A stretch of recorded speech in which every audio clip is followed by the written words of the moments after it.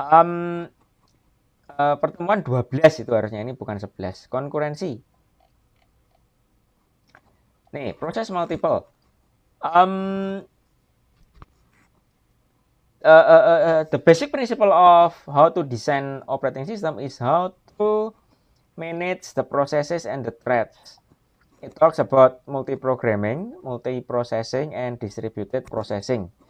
As I mentioned in the previous classes, in this class we will discuss about multi-programming and multi-processing, but not about distributed processing. And then the biggest problem with concurrency is that how to manage the interactions among those all processes. Now, concurrency can happen when there are many applications running at the same time. So, especially when the process time is divided into all of the active application. And then the structure of the applications itself. So sometimes the program was implemented in a modular, and each of the module can be run separately. In this case, the concurrency will happen. And then the last one is the operating system structure itself. So many modern operating system was implemented as a set of processes and threads to be run at the same time. Now, this the important terms here. Atomic operation itu adalah urutan dari satu atau lebih statement yang kelihatannya tidak bisa dibagi lagi jadi lebih rendah. Artinya tidak ada proses yang bisa melihat hasil antara ketika sekumpulan statement ini sedang dijalankan, ataupun proses lain tidak bisa menginterupsi ketika atomic operation ini berjalan. Kemudian critical section di sini adalah bagian dari code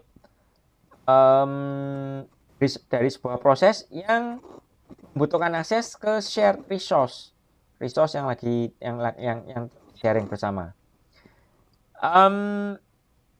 Dan section ini tidak boleh dieksekusi ketika ada proses yang lain itu sedang berada di bagian kode yang sama. Jadi critical section ini bisa namanya program, bisa di-sharing di banyak proses. Tapi untuk masuk ke critical section di sini hanya boleh ada satu thread yang bisa. Yang nggak boleh. And then deadlock. Situasi di mana ada dua atau lebih proses yang tidak bisa dijalankan, tidak bisa menjalankan tugasnya, karena masing-masingnya menunggu proses yang lain untuk melakukan sesuatu, baru dia bisa jalan. Jadi contohnya adalah ke proses A lagi nunggu keyboard, terus dia punya printer, tapi proses B dia punya keyboard tapi nunggu printer, akhirnya saling menunggu. Yang seperti ini namanya deadlock. Kemudian live lock, mirip seperti deadlock, situasi di mana ada dua atau lebih proses yang secara kontinu mengubah state-nya sebagai respon dari perubahan yang terjadi di proses yang lain tanpa melakukan sesuatu yang berguna. Contohnya tadi proses A pegang keyboard, proses B pegang printer.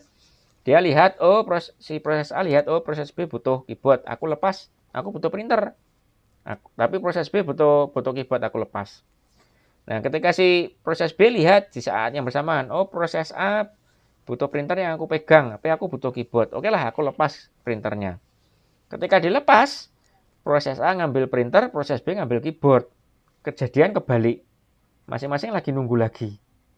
Mereka lepas lagi, masing-masingnya ngambil satu, terus sama lagi, saling menunggu lagi. Jadi state-nya berubah. Proses A tadi megang keyboard, terus megang printer, megang keyboard, megang printer, megang keyboard, megang printer, tapi tidak melakukan apa-apa, karena ada proses yang lain yang juga menunggu proses A tadi. Kemudian mutual exclusion itu adalah syarat di mana satu proses itu kalau dia sedang masuk di sebuah critical section dan dia mengakses sebuah sumber daya yang di-sharing, maka tidak boleh ada proses lain yang ada dalam critical section yang berbeda itu mengakses resource yang sedang dipakai oleh si proses yang pertama. Race condition itu adalah situasi di mana beberapa threads atau beberapa proses itu membaca atau menulis sebuah data yang di-sharing. Dan hasil akhirnya itu bergantung dari timingnya, urutan eksekusinya. Ini tadi yang contohnya, ya nanti sebentar lagi. Kemudian starvation itu bahasa Inggris, bahasa Indonesianya kelaparan. Ini adalah situasi di mana sebuah proses yang sedang berjalan itu dikasih jatah untuk berjalan oleh scheduler. Jadi sekalipun dia siap punya segala sumber daya yang untuk dia perlukan untuk berjalan, tapi tidak pernah dipilih untuk diassign, dikirim ke prosesor untuk dijalankan di sana. Prinsip dari prinsip of concurrency, interleaving and overlapping. This is what is happening in the concurrent system. Both of them produce the same problem. So here is the picture here. This is interleaving, multiprogramming, one processor. So this one, the first process runs, got block here. Process 2 runs, got block here. Process 1 running again. Got block here, process 3 runs. Finish, then process 2 starts again. Finish, then process 1 running again. So this one is interleave. Karena because there is only one processor, so the process here is interleave. Interleave itu bahasa Inggris, bahasa Indonesianya itu yang paling mirip itu rasanya disusun bergantian. Itu yang saya bisa ingat bahasa Indonesia yang paling dekat dengan interleave. And then overlapping, this one happens in the multiprocessor. So process 1 runs, process 2 runs, overlap. Because process 1 runs in the first processor, process 2 runs in the second processor. Process 1 got blocked here, and then process 2 got blocked here, process 3 runs on the second processor. Finished. Now process 2 running again. During the process 3 running, process 1 running again. So this one is also overlapping. Now, for the uniprocessor, the relative time of the execution, the process execution, cannot be predicted. Why?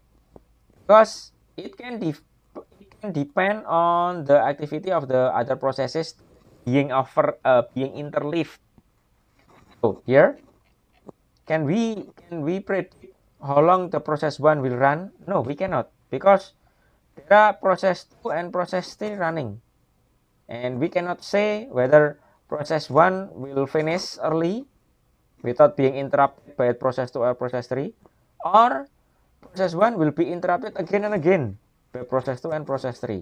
So we cannot say.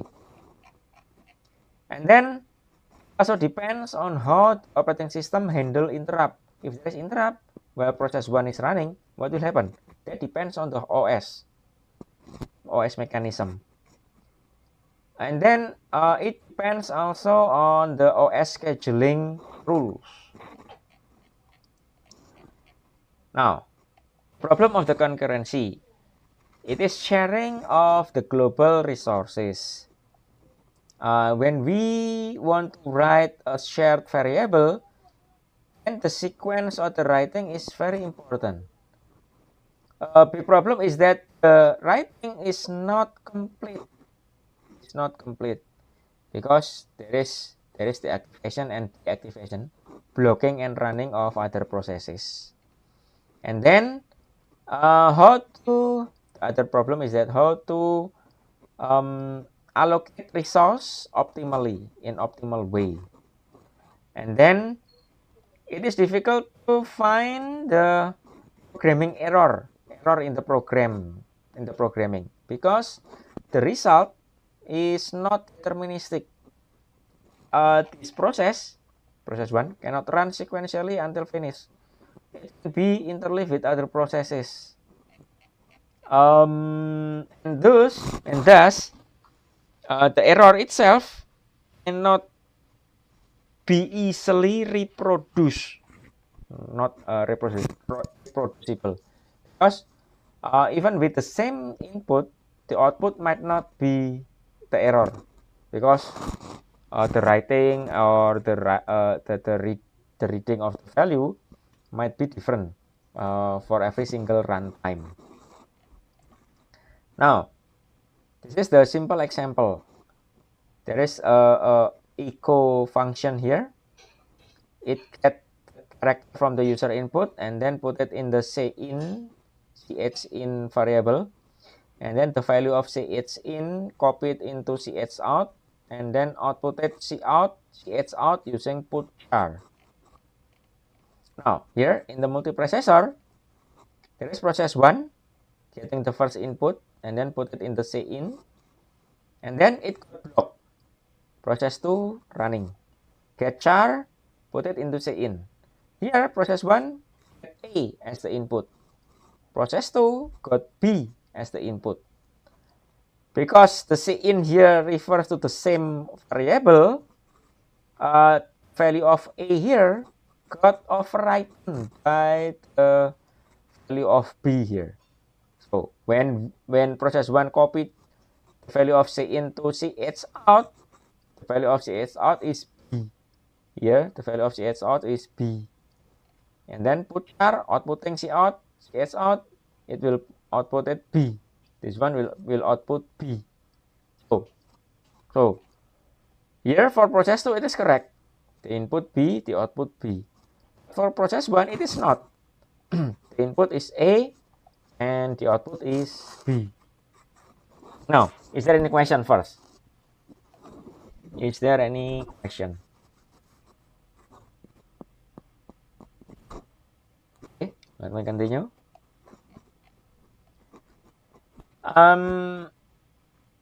What if we enforce a rule stating that only one process can enter that function at the same time, and P1 and P2 runs on the different processor. P1 enters the echo first, and then P2 tries to enters the same echo, but it is blocked. Then P2 is suspended. P1 finishes the execution, and then P2 resumes and then executes echo. This is the idea. Single access. And this condition is called race condition. Race condition happens when there are many processes or threads reading and writing same data item. Final result from the reading and writing activities depend on the sequence of the execution among those processes. Output depends on who was the last finishing the race. Now, operating system focus is to do here. Related to the concurrency, the operating system must be able to keep track for all of the processes, and then allocates and deallocates the resources, and then protects the data and the resources from other process activities, and then make sure that the process and the output are free or are decoupled from the processing time. So because we don't know when will a process finish, so the operating system cannot put a hard prediction. So process 1 will finish at this time. No, because process 1 might take shorter amount of time or might take a longer time than the predicted. So operating system must not set a hard limit to the process runtime. So for example, process P1, if jadi contohnya begini, kalau si ada operating system yang melakukan hard limitation, limitasi yang sangat-sangat fix, itu seperti ini contohnya. Oke, proses 1 running, dia hanya aku kasih waktu 5 detik. Setelah 5 detik akan aku hapus semua datanya. Setelah itu supaya aku siap untuk jalankan proses B. Nah, supaya siap menjalankan proses B. Nah, yang seperti itu tidak boleh. Karena nanti 5 detik belum tentu proses A selesai. Kalau 5 detik proses A belum selesai, datanya sudah dihapus, ya proses A tidak akan bisa selesai, wong datanya sudah hilang, sudah dihapus. Atau datanya akan jadi error karena datanya dihapus, jadi harus bikin data yang baru. So, let me give an example here. If this is the thing that an operating system must not do, giving a hard limitation for the runtime of a process. So, for example here, something like this. Okay, there is a process A. Okay, I will allocate 5 seconds for process A to run. After that, I will delete all of its data so that I can have enough space for the process B, the next process B.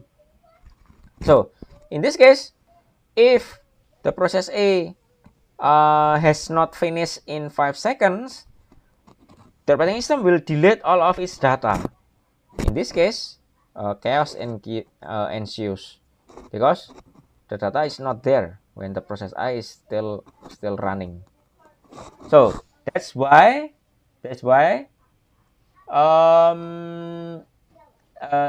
running time, the finishing time must not be predicted as a hard limit. Next, process interaction. There are 3 types of degree of awareness. The first one, processes unaware of each other. Jadi proses itu tidak sadar adanya proses yang lain. And then yang kedua, proses itu secara tidak langsung aware. Contohnya lewat objek yang di-sharing. Yang ketiga, proses itu sadar, tahu adanya proses yang lain. Nah, yaitu dengan cara apa? Dengan melewat perintah-perintah komunikasi yang bisa diakses oleh proses-proses tersebut. Relationship-nya yang pertama adalah kompetisi, karena tidak sadar. Rebutan, tidak tahu kalau ada proses lain yang butuh keyboard. Pokoknya kalau aku butuh keyboard, aku mau ngambil keyboard sekarang. Dia tidak tahu ada proses yang lain butuh keyboard. Akhirnya yang terjadi adalah kompetisi. Kemudian yang di sini, cooperation by sharing. Jadi bekerja sama dengan sharing data. Kalau yang sini cooperation by communication. Jadi bekerja sama dengan berkomunikasi. Kalau ini tidak ada komunikasinya. Nah, potential control problem adalah mutual exclusion, kemudian deadlock, starvation. Kemudian mutual exclusion di sini ada deadlock, starvation, dan data coherent. Di sini ada deadlock dan ada starvation. Jadi ada 3. There are 3 major problems. First one is mutual exclusion needed, and then this one is closely related to the critical section, and then there is the deadlock, and then starvation. Now, going on to the mutual exclusion. There is only one processes at one time that can be allowed to be in a critical section for a resource. Other processes that stop at a non-critical section is not allowed to block other processes that is wants to enter the critical section. So this is the thing. There is a process. There is a process. It is not in the critical section, and then it is blocked.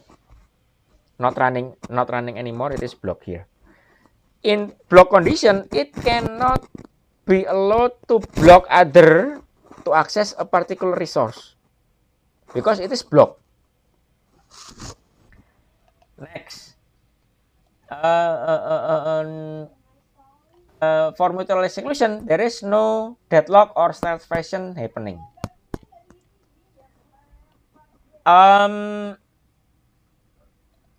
Processes access to a critical section is not delayed when there are no other processes that is inside the critical section.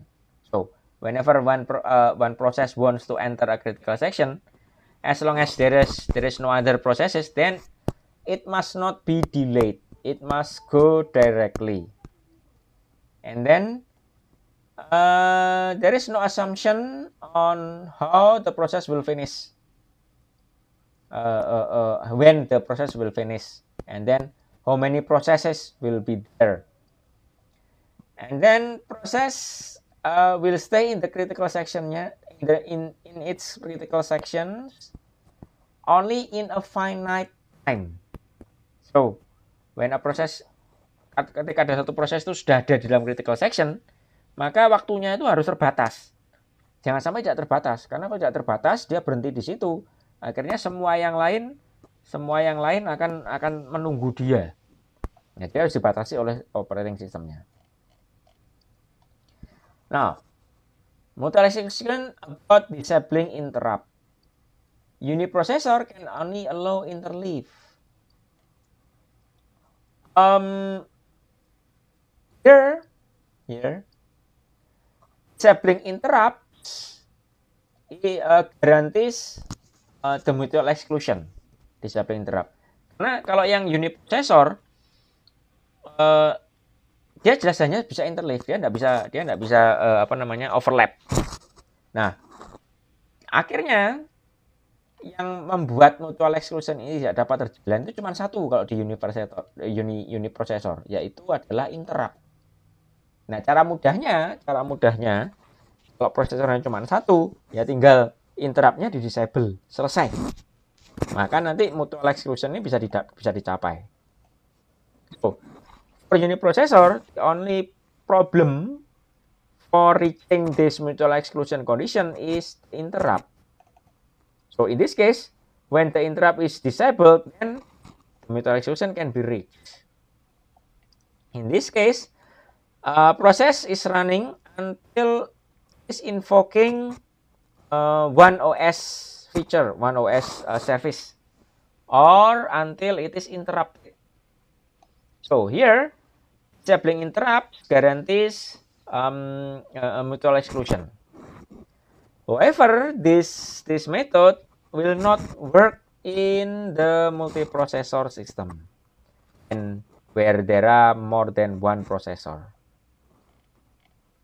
Now, for example here, pseudocode while true, disable interrupts, and then going to the critical section. After that, enable interrupt again, and then do the remainder. This is for the uniprocessor. So, in the hardware side, the processor manufacturer realized that we need to provide a specific instruction to facilitate the mutual exclusion here. So here the first one, the compare and swap instruction, or it is also called compare and exchange instruction.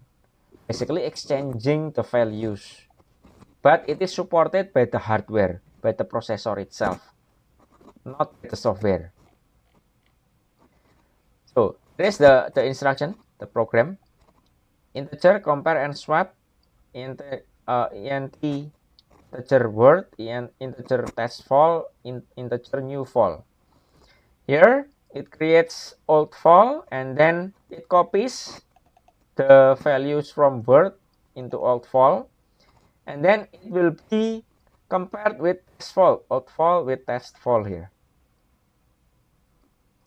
Then if it is the same, then the word here, the new file, new value will be copied into the word, and then it will return the old file here, the old file which is the previous value of the word. This is how it is used. Jadi ini gini ya, ini gini. Jadi ada instruksi yang disupport langsung secara hardware. Ketika ini dijalankan, maka dia akan berjalan secara atomik oleh hardware. Di sini dia nerima 3 variabel, word, test file, dan new file.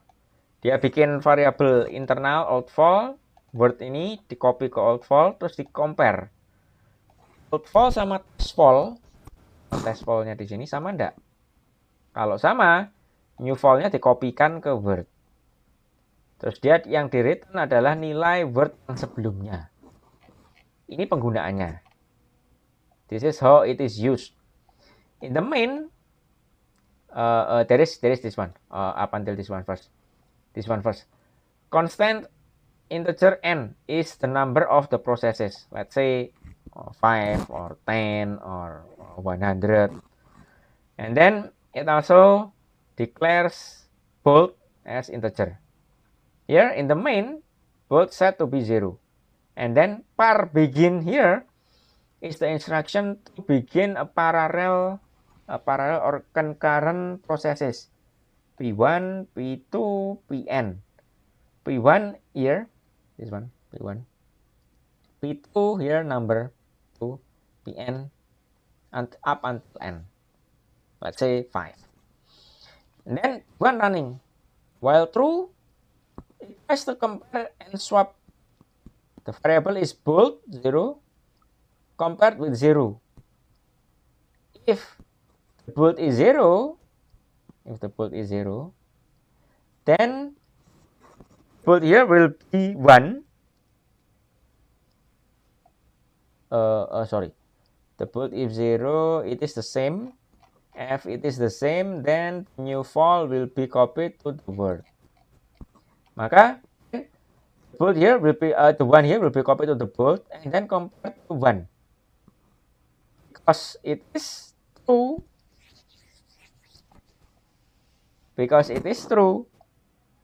Then do nothing. Yeah, is it?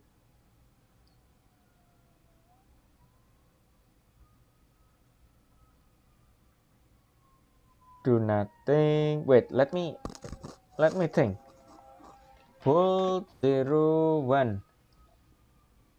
Bold 0 and 1. It is the same, then it is copied. And then the return, if it is 0, bold is now is 1, but then the return value is not 1, but the return value is the previous value of bold. That is 0. And then it be compared. Is 0 equals to 1? No. If it is no, then it will skip nothing here. It will go to the critical section. So process 1 will run in the critical section. When the process 1 running critical section, process 2 enter this part. While true, and then it will do the compare and swap.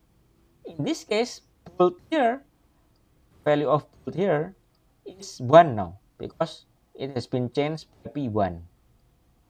P1 running in the critical section, it changed the bold value to 1. When P2 running this step, it will compare.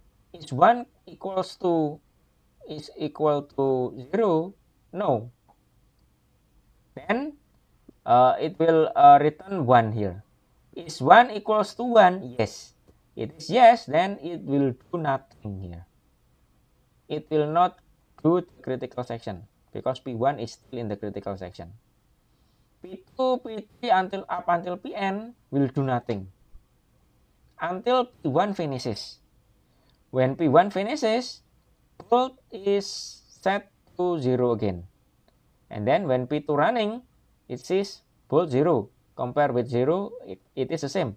So it will set the bolt to 1, and then it will return 0. And then P2 will skip this part, do nothing part, and do the critical section. This is how it is done. Is there any question first? Is there any question? Ada pertanyaan dulu. Itu caranya mekanisme swap and apa tadi? Compare and swap. Dan itu didukung oleh prosesor. Prosesornya mendukung itu sebagai operasi atomik. Ada pertanyaan?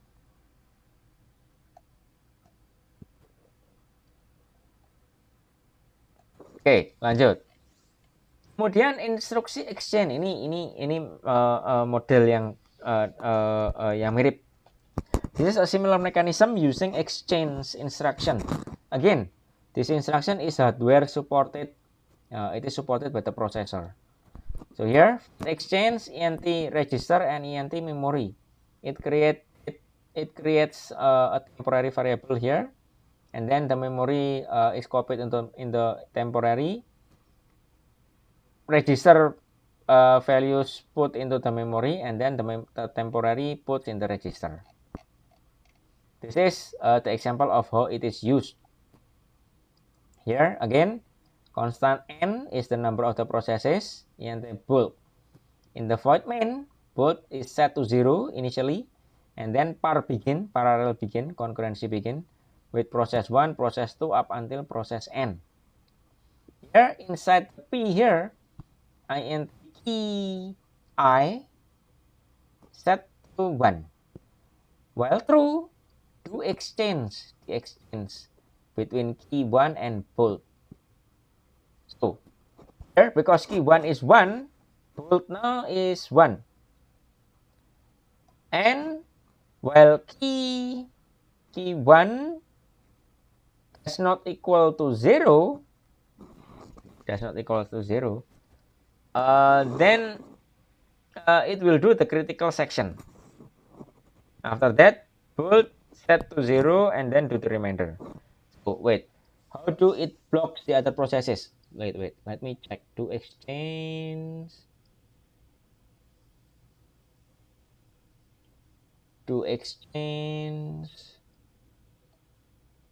Well, key. Okay, so the very first processes that reach here will do the exchange. And if it is successfully do so, then the bolt here will become 1. For the very processes, the key 1 here,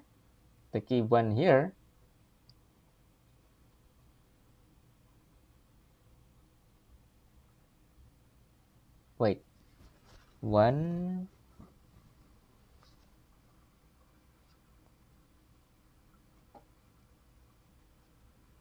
yes, for the first process, it will swap its 1 to the bolt 0. So here the first process will get, while reaching this point, key 1 here will be 0, and it will check is 0 does not equal 0. It is wrong. If it is wrong, then it will go out this loop, do while loop, and it will run the critical section.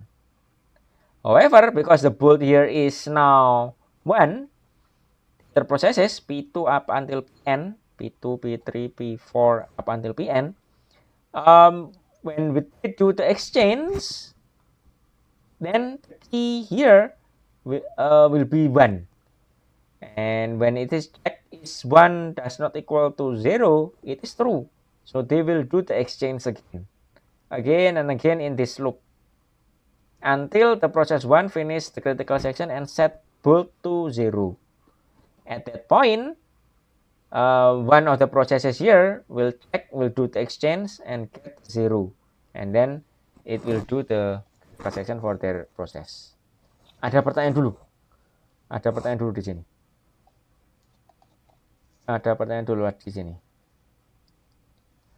Mekanismenya di sini itu set 0, 1 0. Yang lainnya semua proses sini key-nya semuanya nilainya 1. Terus ceritanya rebutan. Siapa duluan yang bisa dapat nilai 0 di sini? Kalau dapat nilai 0, bisa keluar dari while loop di sini, dia menjalankan critical section. Kalau sudah dapat itu nilai 0, maka nilainya bold ini akan jadi 1. Kalau jadi 1, proses-proses yang lain, kalau swapping exchange nilainya dia dengan key-nya dia dapatnya 1. Maka tidak ada yang running di critical section. Semuanya running di bagian do while di sini. Ada pertanyaan? Oke, lanjut. This is the benefit of hardware-supported mutual exclusion. It can be implemented to many processes in uniprocessor, single processor, or multiprocessor. That are sharing the main memory. And then it is simple. It is simple. And it is easy to be implemented. In terms of the programmer building the operating system or the application. And then it can be used to support many critical sections. So as long as we declare this one, the variable for each of the critical section, then we can just reproduce the same structure again and again. And then the downside of the hardware supported mutual exclusion is busy waiting. It consumes the processor time. Why? Because when one process running the critical section, all of the process busy doing their loop here, but actually they don't produce anything. They calculate something, they do processing time, but without producing anything, because they are looping in this part again and again and nothing basically. So this is the first downside, busy waiting. And then the second one is starvation. Can happen if one process leaves the critical section and then more than one process is waiting. And then some of the process can be rejected access in indefinite time. How does that happen? So for example, P1, P2, and Pn, for example 5. P1 runs, and then after P1 exits the critical section, P2 running. After P2 finishes, P1 running again. After P1 running again, P2 running. And then in this case, P3, P4, and P5 is in starvation. Because in this case, there is no priority, no queue. Who get there first will be served. In this case, P1 and P2 is the winner here, and P3, P4, and P5 is in starvation mode. And then the last one, deadlock can happen too. Deadlock. If one process access one point, and then whereas the other processes, process 1 running critical section and then going out. In this case, the remainder it might take in one resource, and then P2 entering critical section takes in another resource and waiting for process 1 to release the resource, whereas process 1 is waiting process 2 for releasing the resource. So deadlock can happen here. Now, regarding starvation, there is this one upgraded method, semaphore. Semaphore here refers to one integer value that is used to signaling among the processes. There are only 3 operations that can be done to a semaphore. All of them are atomic. First one is initialize and then decrement, same wait, and then increment, same signal, semaphore wait and semaphore signal. This is a primitive of the semaphore. Using the structure here, there's int count, counter, and then the queue itself. Now, there are two main operation here, same wait and same signal with semaphore S. Same wait, it is decrement operation, count is decremented, and then if S count is less than 0, then place this process in the S queue and then block this process. And then for the same signal, using the semaphore S here, it is incrementing, counting. If S count is less than or equals to 0, then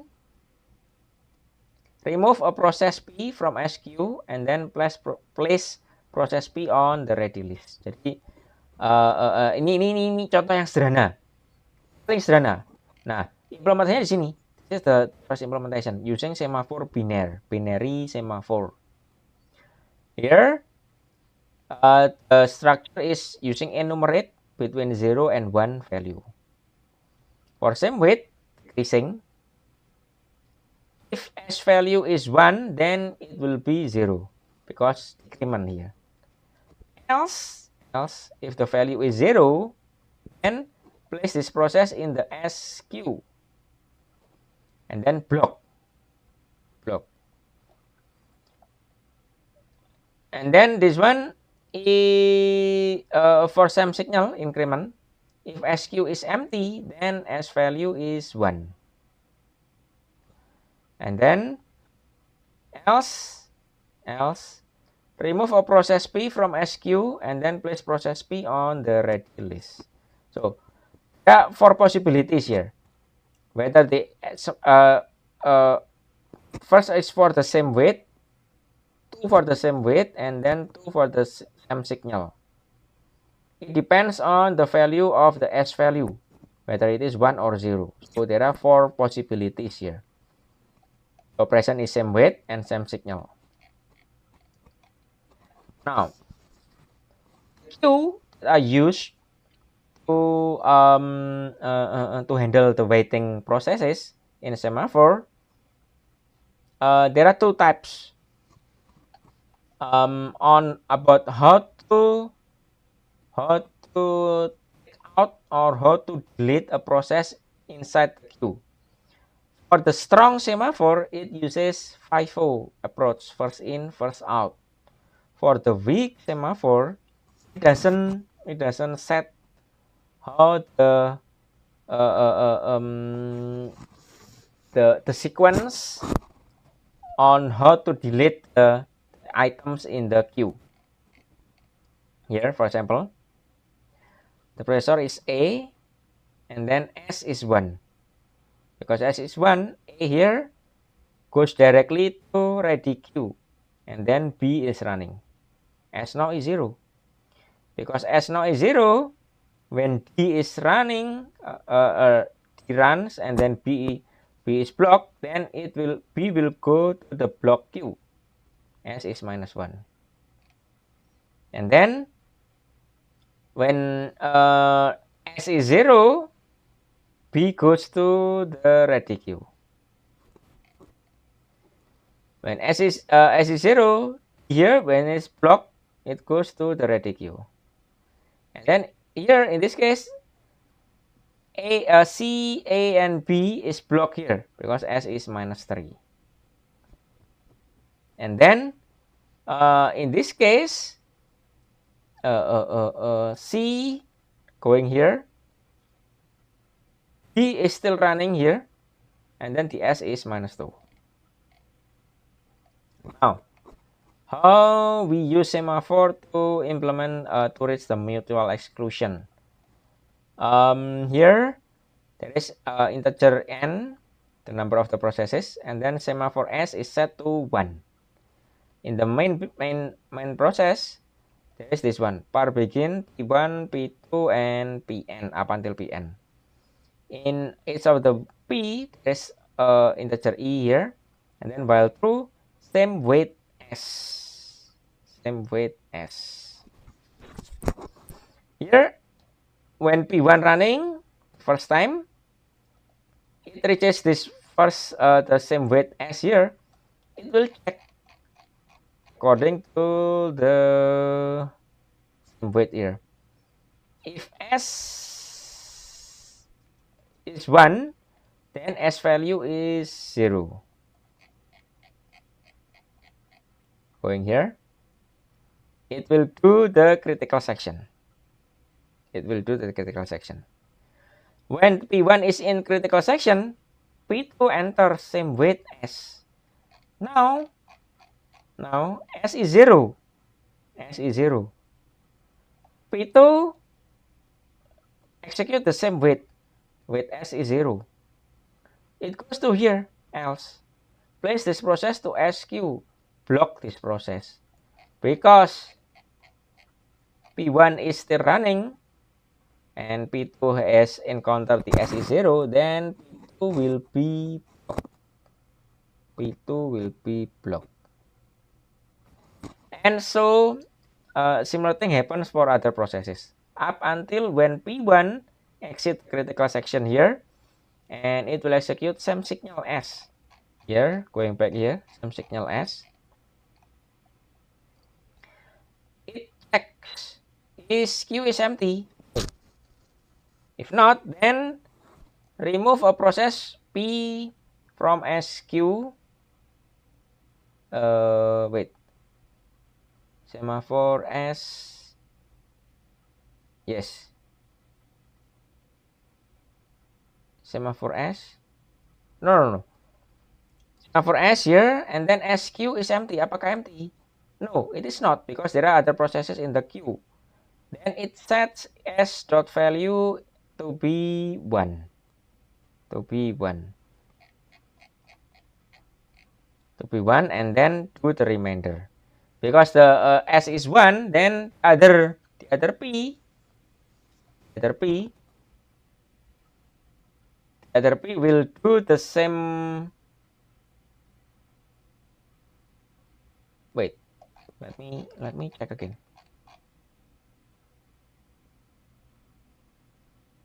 Is empty? No, sorry. If SQ is empty, no. If it is no, it is not executing this one. It is executing the else part here. Remove a process P from SQ. Place process P on ready list. So in this case, it will take out process 2 here from the queue and then put it back in the ready queue. So P2 later will do the same weight and it will go to its critical section.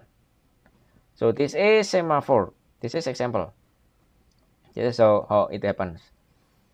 So value for the semaphore lock in the beginning is 1.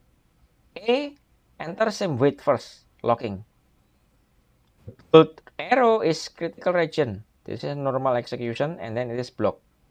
So it is critical section, critical region for A. B, normal operation. Up until this point, same weight lock. Because it's already 0, B is blocked.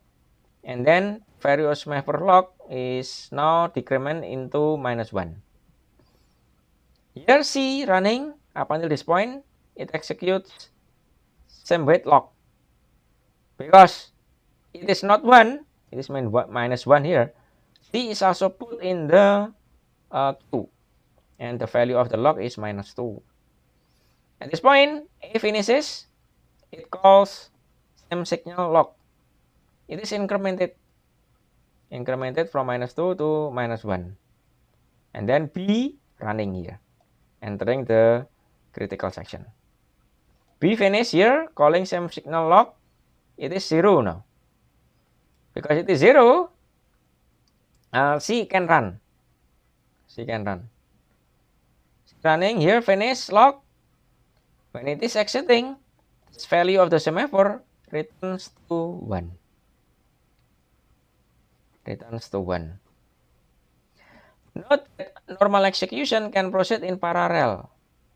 This one, running in parallel, normal execution. The critical section is always serialized. Only one process can run in the critical section at one time. Is there any question? Is there any question? This one using the semaphore, not the binary semaphore, but integer semaphore. This one running not on the same code as I mentioned here, because the previous one is a binary semaphore. This one, binary semaphore. This one is using the integer semaphore. So the value of log can move between 0, 1, minus 1, minus 2, and so on and so forth. I think that's all for today. I'll continue this one next week, producer and consumer. Is there any question? Is there any question? If not, let me share the quiz.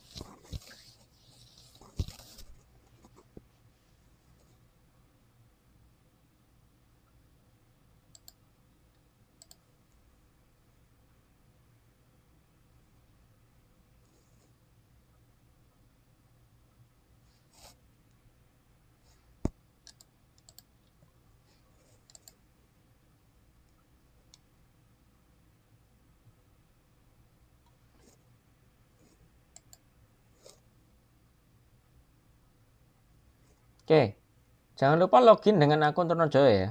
Please login using your Trunojoyo account. The due date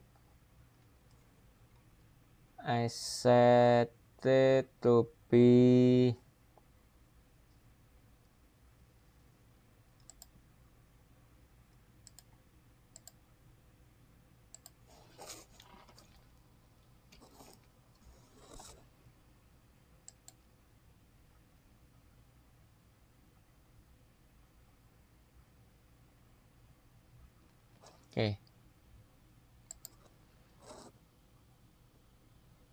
Oke, dicoba dulu.